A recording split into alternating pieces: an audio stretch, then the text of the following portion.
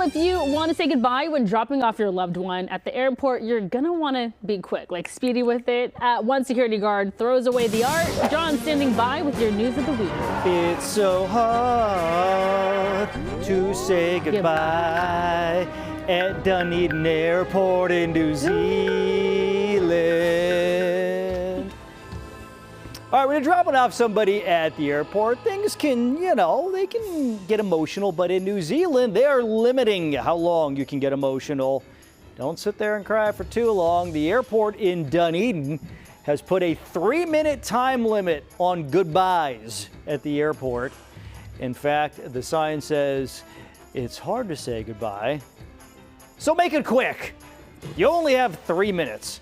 The cuddle cap was imposed in September to keep things moving smoothly. Weird. Maybe just eat more fiber. Oh, wait. In their redesigned passenger drop-off areas where they wanted to smooth things out, CEO Dan DeBono had this to say. This is about people dropping off, having a hug, having a farewell and moving on. And we really want to create space for others to be able to do the same. This is about safety and reducing congestion during our peak times. Now listen, they say don't judge an airport by its front. It's a cliche for a reason. How busy could this airport possibly be? It looks like a crate and barrel on the outside. For anybody wondering, there is no security or law enforcement to enforce it. Weird.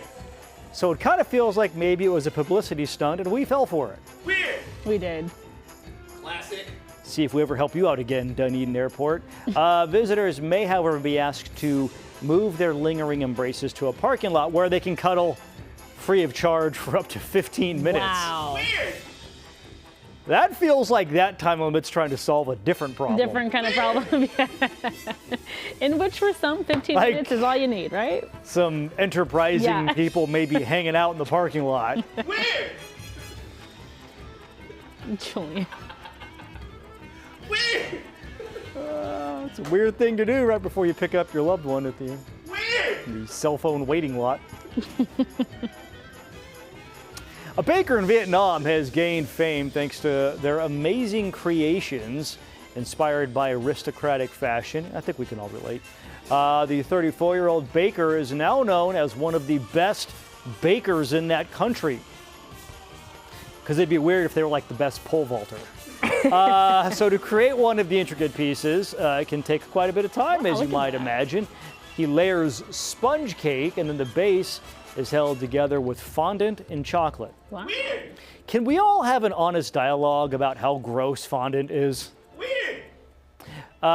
He then hand paints each piece by hand. In a recent interview, he said baking the cakes all began a few years ago as a personal challenge, and it has since grown into a booming business. It takes him anywhere from 3 to 5 days to finish a cake. Now, here's my question. Sure. The cake's not really eligible, right, or edible, because it's like a week old by the time you get it. I think at this point, with all the detail, why eat it?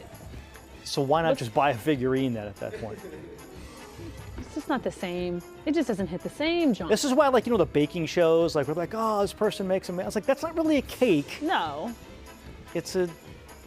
How about we just make a really good cake? Weird.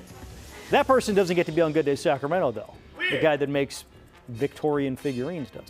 We end things, guys, with the story of a security guard that threw away some art. Weird. I'll explain.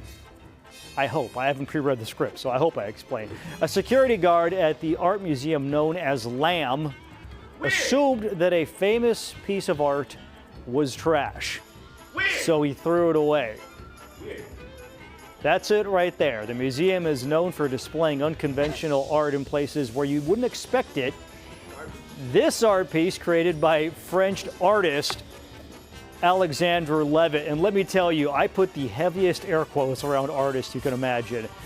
It's 2 beer cans that look like they were just left there. But now, in the artist's defense, the cans were hand painted. Staff from the museum noticed the cans were missing.